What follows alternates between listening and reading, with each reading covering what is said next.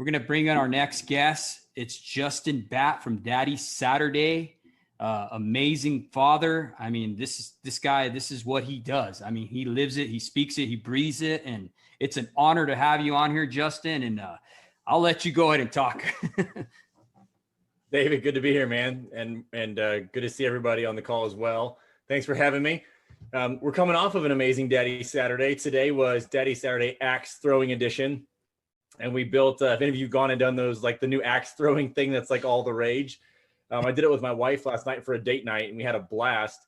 So I said, hey, let's do it today for Daddy Saturday with the kids. So we ended up setting up and building our own axe throwing target in the backyard today and had a blast in doing that, and talked a lot about what it means to also make decisions in life and how decision making is the same thing as axe throwing. And you got to aim, right? You got to pick your target, and you got to aim small, throw hard, and go at it. And so it was an awesome day together. And we did what we do almost every Saturday, which is spend intentional and engaged time with my 4 kids in what we call Daddy Saturday. So I'll back up. I'll tell you the story of how all that began and tell you a little bit about my journey. And then I'll catch you up to where we are today. And then I would love to, David, just have a conversation and then also answer any questions anyone may have in the room.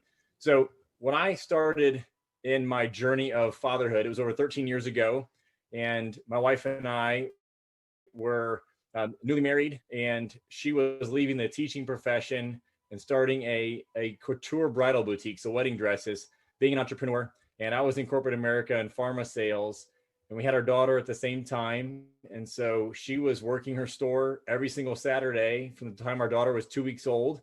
So I had a little baby girl by myself at the age of 2 weeks all day on Saturdays. And then fast forward, we added 3 more boys to the mix every 2 years. So I found myself at home with 4 kids. And, frankly, I was having what I called a dad hangover most of those Saturdays, where I was burning the candle at both ends, was feeling insecure, inadequate, ill-equipped to have an amazing day with my kids. Yet I've been given this immense blessing of the time with my children on Saturdays.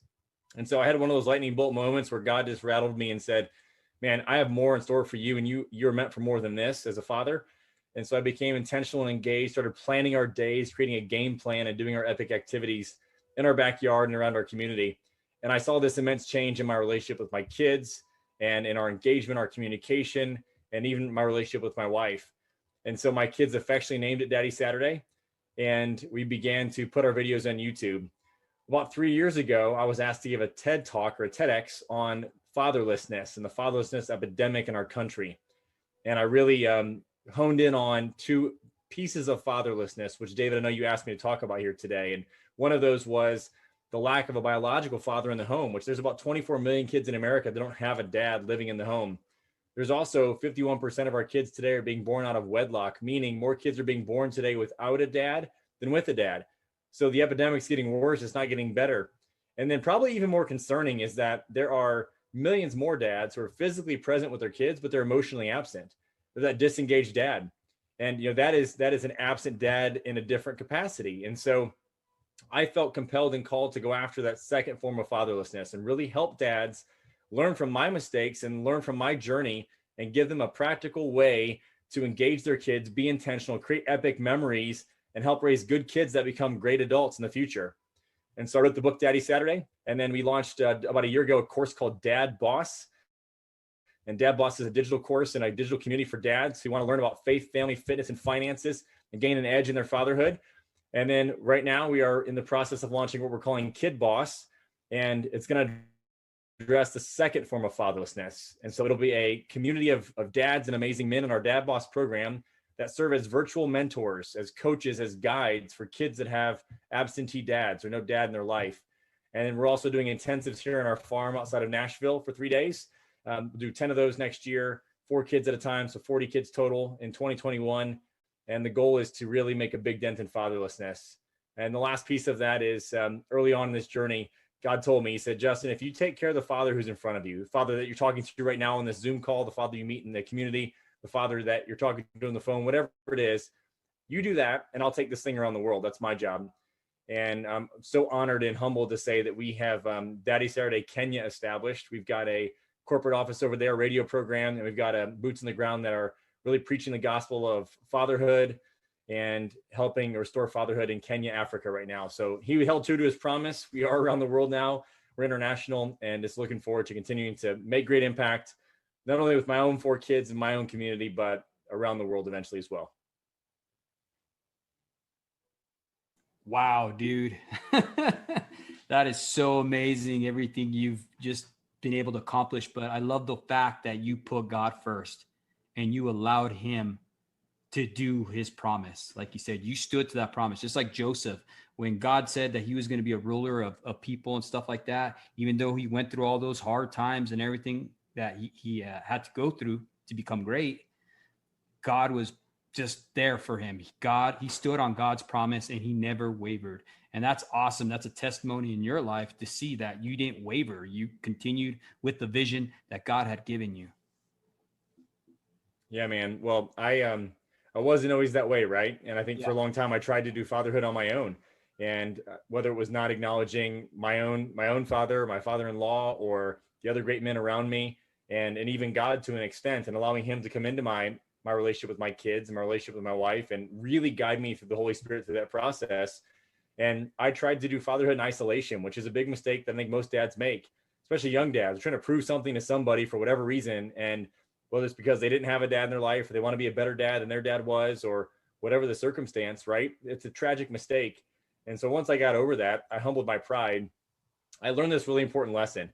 And it's contrary to what most people tell you about fatherhood.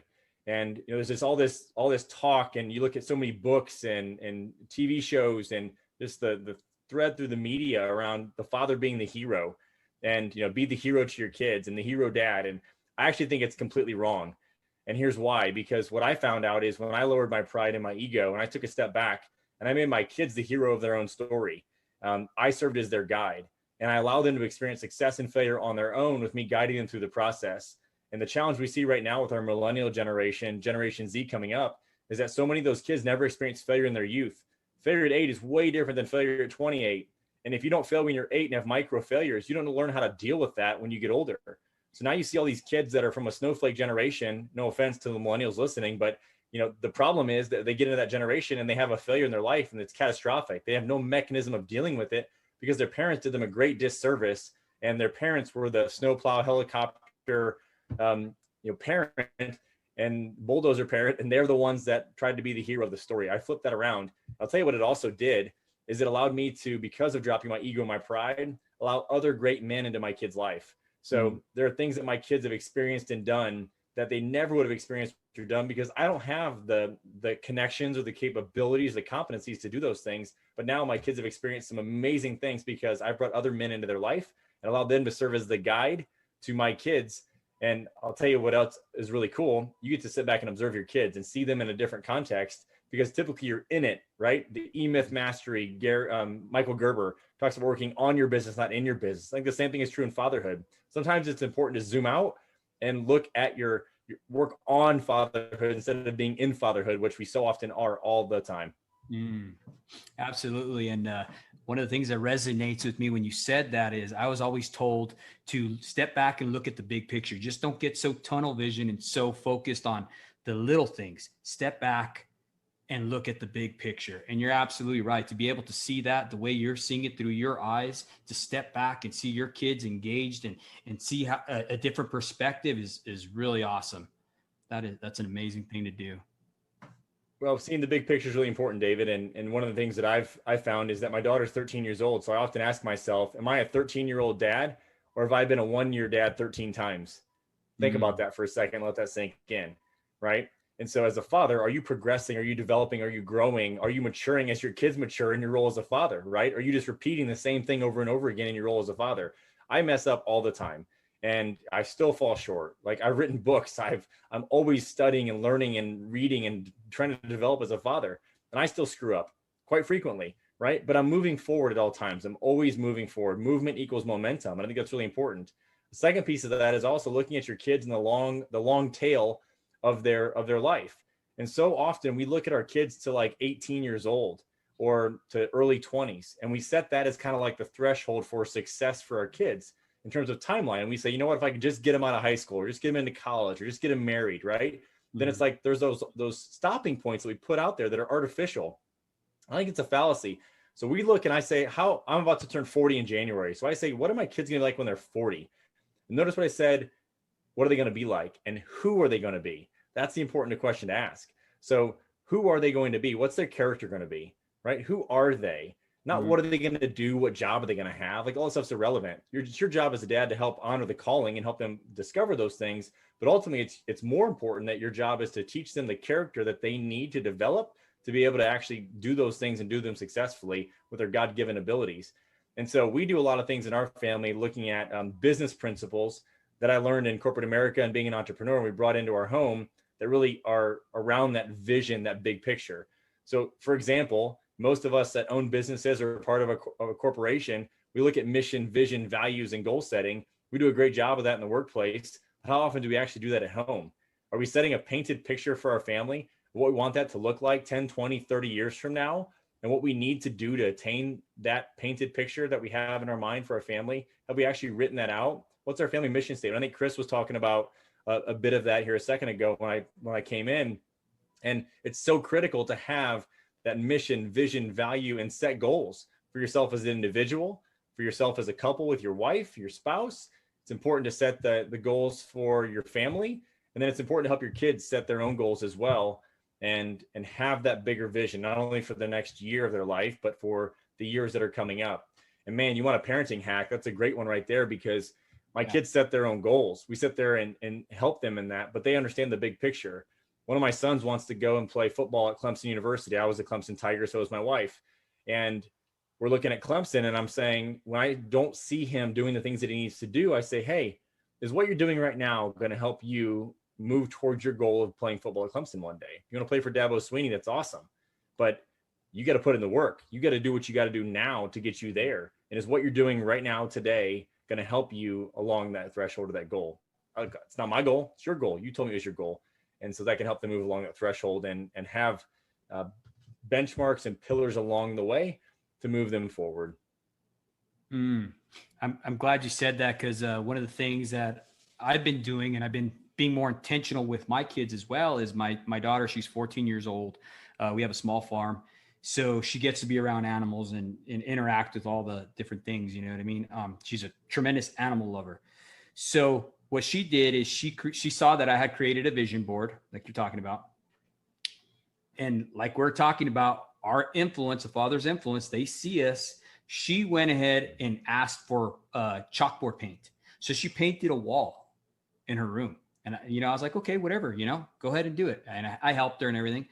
And she went ahead and started putting out her goals, what she wanted to accomplish by going to veterinarian school, what school she wanted to get into.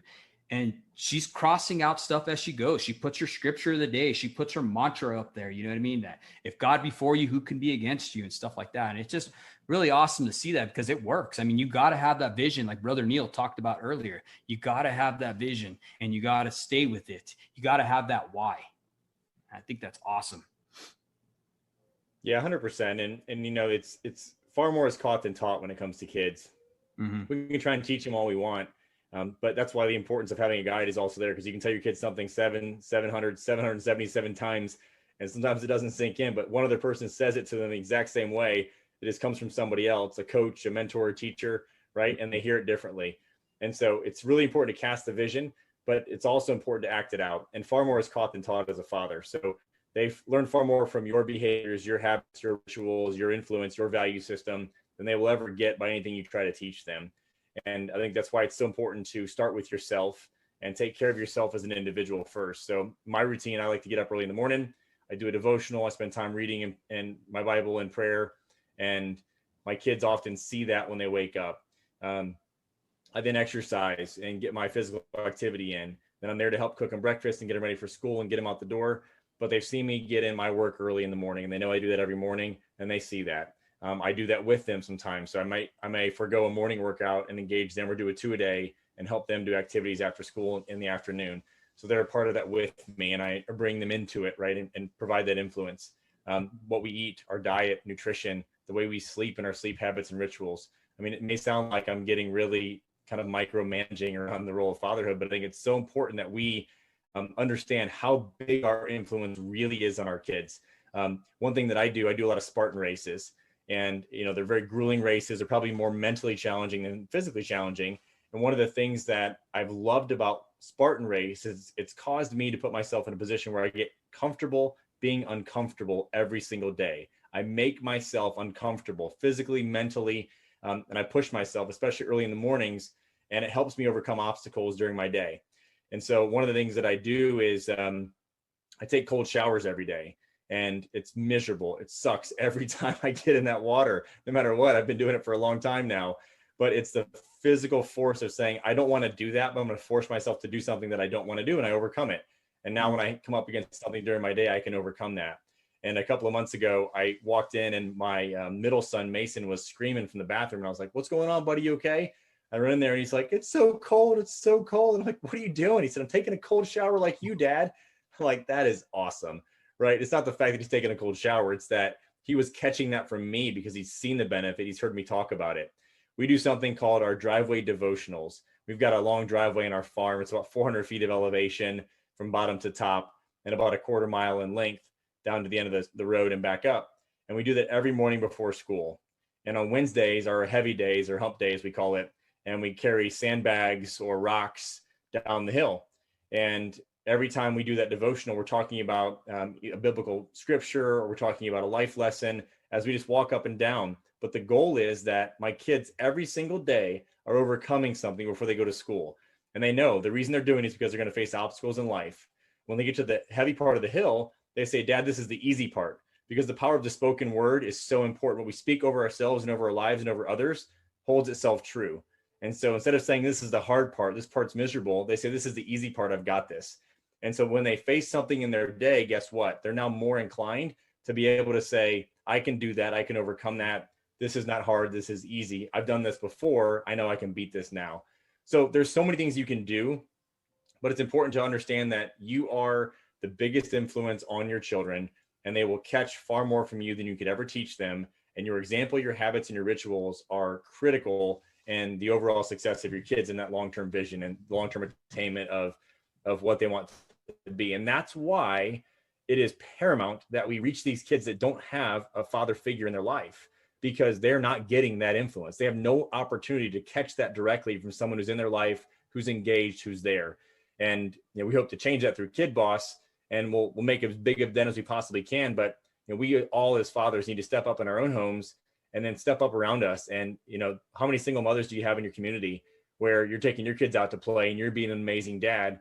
Could you ask one of them to come along, right? Ask your kids, hey, are there any kids in your school that don't have a dad in their life or a father figure? Why don't you ask them to come with us when we go out to the park and play, or go play ball, or whatever it is, right? And be that influence and step up. Coach teams in your local area and community. It's so important. And it's not enough to do it for your own family. We've got to do it for others if we want to change the world.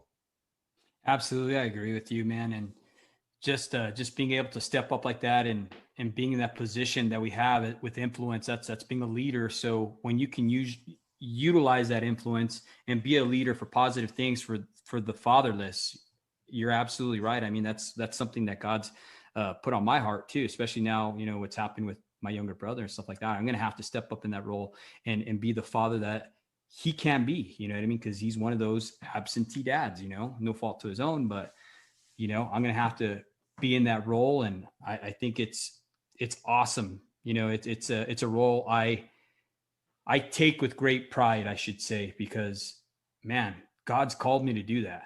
God's called you to do that. God's called each and every one of us as fathers to do that and step up in that role, because we're leaders.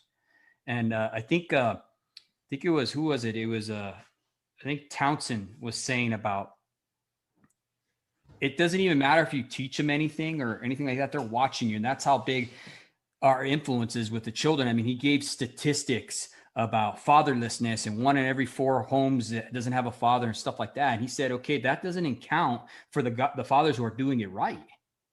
He's also, if that's just a bad father, and these are the statistics of a father that's not doing these things that we're talking about right now, and that's how much influence we have. Can you imagine the positive influence we have if we are living a life of intent, like Christopher Worth was talking about?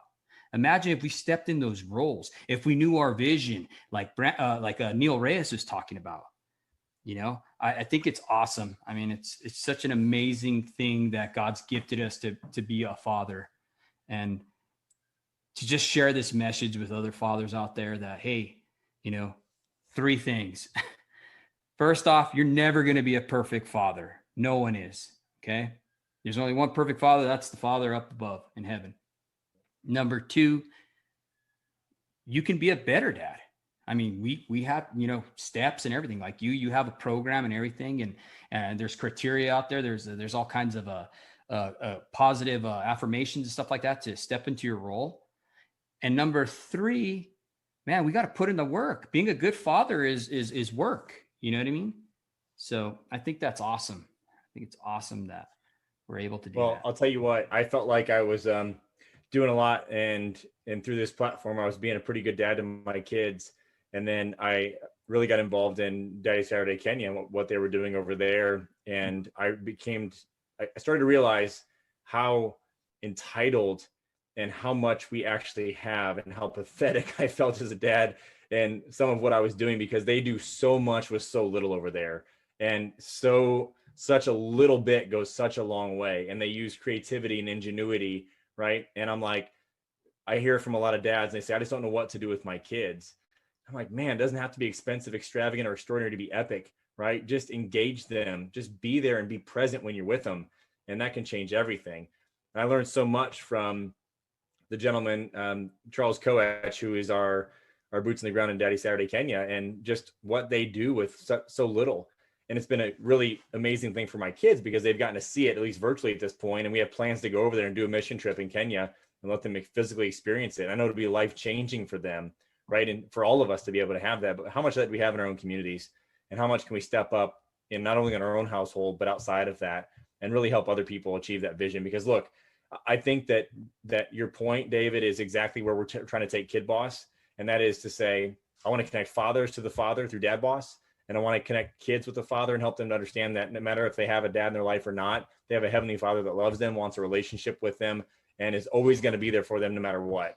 Right. And that is the point and the goal. And if we can do that as dads for our own kids and for the kids in our community, then we're all going to be better off for it. I attended an all-pro dad event, which is another great organization. If you're not familiar with it, I would definitely check it out. Mark Merrill's the CEO out of Tampa, Florida. Tony Dungy's very involved, all-pro dad. And I was at an event in Clemson, and DadBOSS Sweeney came out and talked to Clemson's head football coach, who I just have tremendous respect for, and is an amazing dad himself and a coach, right? And he's a father to a lot of the players, right, who don't have dads or who come through school. And while they're there with him for 4 years playing football, he serves a lot in that capacity as a father figure. And one of the things he said was, he goes, I have 4 things that are 4 tips that every father should know. Yeah. He said, 1 is have a personal relationship with Jesus Christ. Secondly, that you need to read your Bible daily. You need to pray daily. And then number 4, you need to help your children do the same thing. I mean, those are my 4 rules for fatherhood. And I was like, wow, that is amazing to have someone at his level on that stage publicly declare that. But he's absolutely right. And I believe that wholeheartedly as well. And it was one of the most precious moments of my life when I was able to lead my daughter to Christ, telling a story about Frozen in her bedroom and just telling bedtime stories, which was something I do every night with all of my kids. And it was because I was present, because I was engaged, because we tell bedtime stories, no matter how much I don't want to do it, or I'm tired, or don't feel like, telling the story. I was able to lead my daughter to Christ because I was sitting on her bed and we had a conversation and it came up and we were able to do it. Just a couple of months ago, my grandmother passed away, and my youngest son, who's 6, started asking the question, where's grandma? We started talking about she's in heaven and what it means to be in heaven. And they know what it means to have a relationship with Christ. And so we talked through that, and they started asking the question, well, I want to go be with grandma. We said, okay, well, do you know how you do that? I want to see her one day. And he said, yeah, I know how to do that. I want to do that now. So I was able to lead all 3 of my boys to Christ on our back patio overlooking our farm. And it was just one of the most incredible, insane moments of my life, right? I will always remember that. Talk about epic moments. But again, it was always because I've been there, been present. I've had those conversations, and I would never take that back, because those opportunities are so narrow that we have with our kids in time that they're home. The average child has 900 weeks in the home. Not a long time, 933 weeks. We have a limited time to make an impact. We need to make the most of it. And I know there may be some dads on this call who have older kids, whose kids are grown and gone. And what I would say to them, and what I often say to the dads that ask me that question is, man, it's never too late. It's never too late to engage your kids. And if you start moving towards them, they will move towards you. It may not be immediately, but I bet you'd be surprised at how fast they want to have a relationship with you, no matter where your relationship is.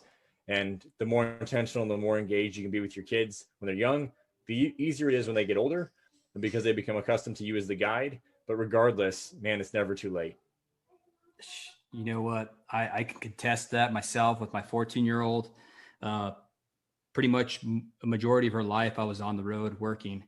So our relationship had it created that void, that vacuum, and like you said, just living that life of intent and being purposeful to want to be a part of her life, to show her that she mattered, stopping what I was doing to put her first. And that just made such a big difference. I mean, it truly did, because everything else I had read or tried wasn't working with her. It was like in one ear, out the other, and she was still doing the same thing. But once she started seeing, not me telling her, but me showing her that she mattered, that I wanted to know about her life, it just changed her. I mean, and I that's all the Lord, none of me. I mean, I thank God for that, because like you were saying earlier about our limited amount of time that we have with our children, the way I look at it is we have 13 summers.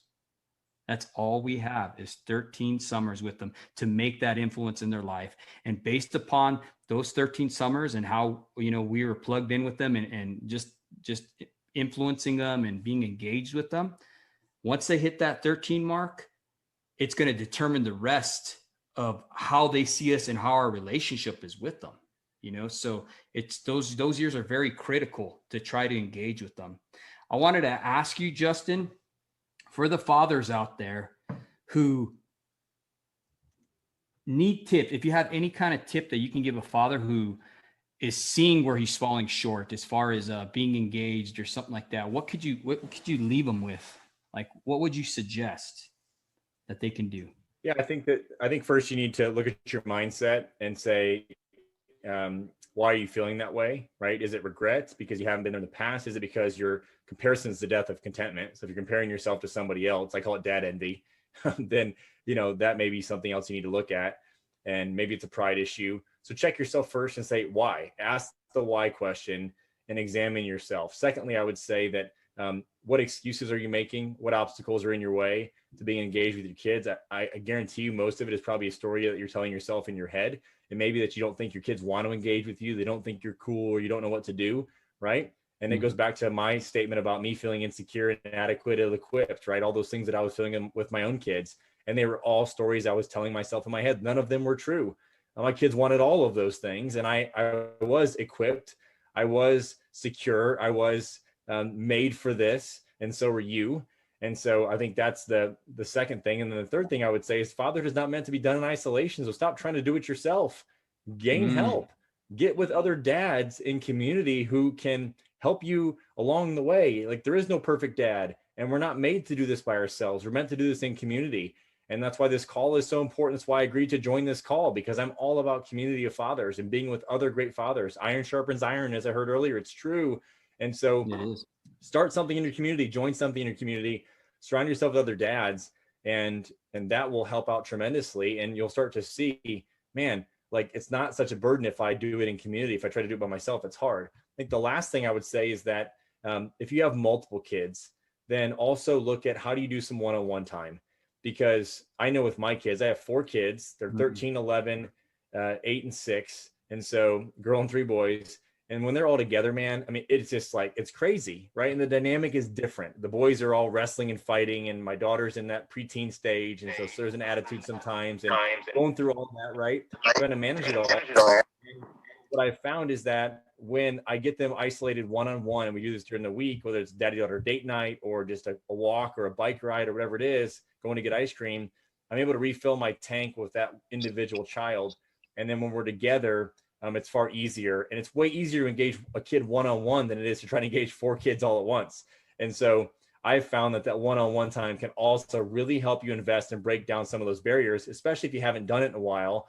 it makes it far easier to then engage and try to ask for something big. So start small, start one-on-one, even if it's 15 minutes, 5 minutes, doesn't matter. And that can help you reignite that opportunity to engage your kids.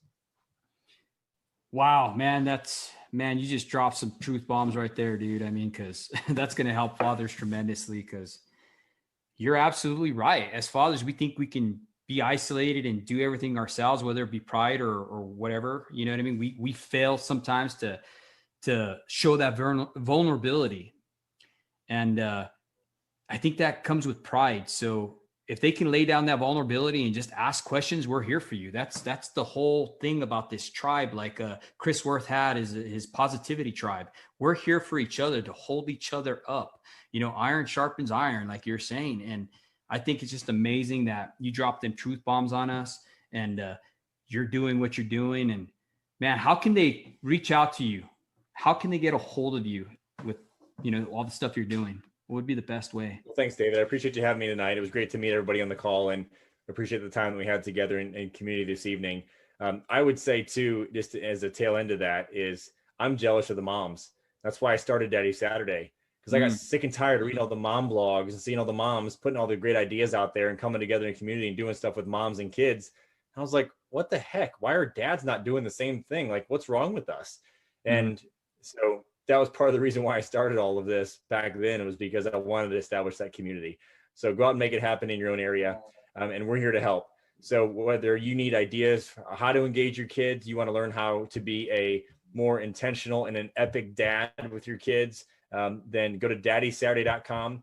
And that's our hub for everything Daddy Saturday. DadBOSS.com is where you can find access to the DadBOSS course and community. KidBOSS.com will be coming soon. So if you want to step up as a coach or a mentor and engage with an absentee father, that's kid who's suffering from having an absentee father, you can help there.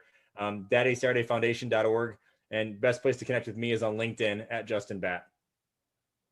Awesome, Justin. Thank you so much for your time and all the information you dropped on us. And I know you're extremely busy, but I mean, it's awesome to see fathers get together with the same common vision, same common purpose to spread this message that you're bringing as well. And to see the level that you're at with this is just truly an inspiration to me, because this is something that God's placed on my heart to do as well.